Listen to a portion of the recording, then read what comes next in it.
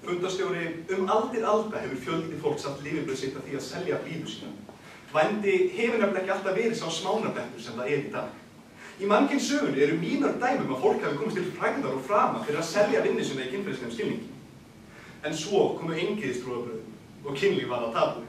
Hinar nýju siðareglur kröfðust þess að hordómur yrði barið niður og hin arkæska hugsun skilaði sér í þeim höftum á kynfrelsi sem Vesturveldi boðið í dag.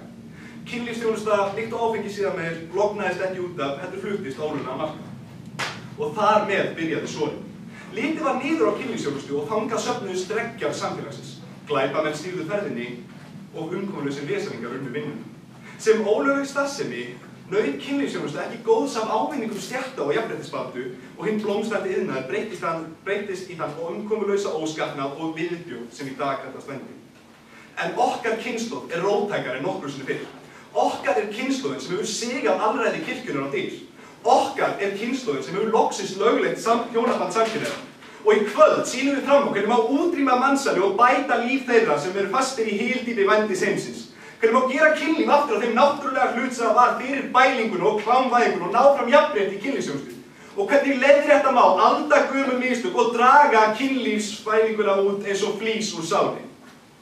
Og það eina sem stendur í vegi fyrir okkur sárþyrstur og þröngsýn hugsunarháttur pappakassans sem bergmálar afturhaldsemi fyrri kynslóða og hyggst loka augunum fyrir vandanum. Frekar en að takast á það og ríkisvæða kynlífsþjónustu. Elmar sagði að mamma mín var í óra. Elmar, þetta særir. Mamma mín faglærður kynlífslæknir. Júlíana, ef þú nuddaði og snertur hana fólk við pening, ef þú hermaður drepur hana fólk við pening, ég myndi segja það að setja byssukúlinn í líkamann einhver gegn greiðslu sem verður en að setja limiðinn inn í einhver gegn greiðslu. Bergþóra, til að viðhalda þjónustu að framboð og eftirspurn. Hver leitar í svartamarkaði þegar öruggari, ódýrari og heilbrigðari þjónusta í boði?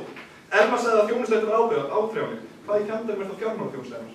Elmar sagði að málstaður okkur var rúgslur. Já, hann það. Lögreglur og ríkisendin. Frekar rúgslur. Elmar hélt fram með að löglega mætti kynlífsþjónustu en ekki ríkisvæðina. Þannig að þú ert basically að segja það að þú viljir halda þessu frjálsa og óháða ástandi sem ríkir á kynlífsþjónustu markaðinum í dag. Neðan bara gera það löglegt. Það ekki eins að láta fólk skýra sem veit, hvernig á hafa eftirlit með þessu. Bergþóra sagði það að vera munur á vændi og kynlífsþjónustu. Já, vændi vond, kynlífsþjónusta góð. Og við erum henni góða. Bergþóra, hver ætlar að passa fólkinu ekki ríkið? Pildarnir. Bergþóra sagði að vera siðust að selja líkamsinn. Eigum við þá bara að drepa öll mótið?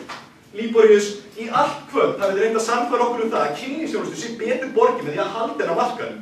Blind gagnvart staðreyndunum sem hafa blasið við síðasta árþúsundið. Júlíana, þú hefur 3 mínútur til þess að sannfæra okkur hinum og þú og þínir liðsmenn séu hæf til þess að svipta okkur jöfnum tækifærum til kynheilbrigðis. Til að svipta okkur sjálfsögðu kynfrelsi okkar. Sviðið þið.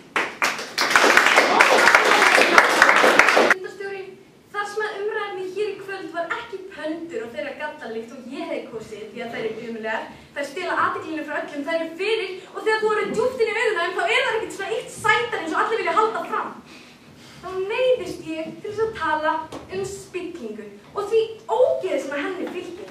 Nú veist það, þið eruð ógeðsleg en samt ekki því að mér finnst þið ykt sæt en það sem þið standi fyrir ykt ógeðsleg. Jafnvel verra en pöndur.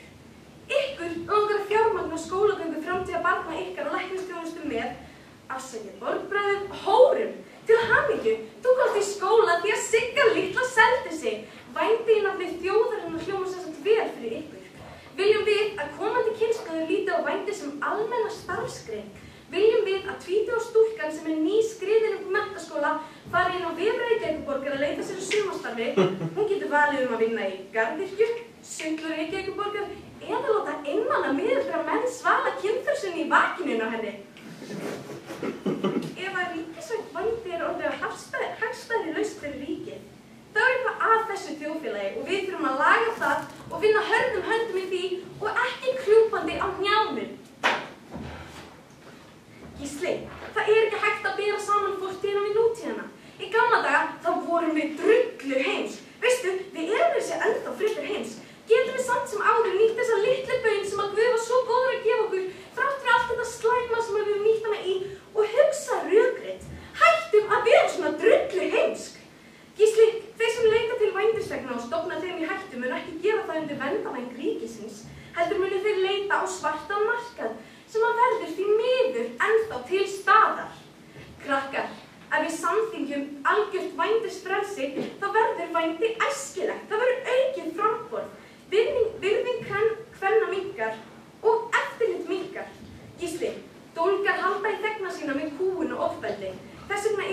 alltaf valmöguleiki að færa sig yfir í öruggara umhverfi.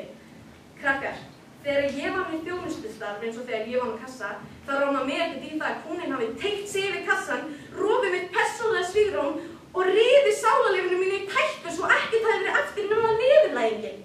Nei, ég seldi þeim bara mjólk og brauð, kannski kíví. Ágætu fundarmenn, ég skil vel alla krúsidullunar hérna í salnum sem vilja losna við litla blómið sitt og halda að ríkisvæðinkynlífsþjónustu sé lausnin. Ég get hjálpað þér og sýnt þér fram á að það til betri leið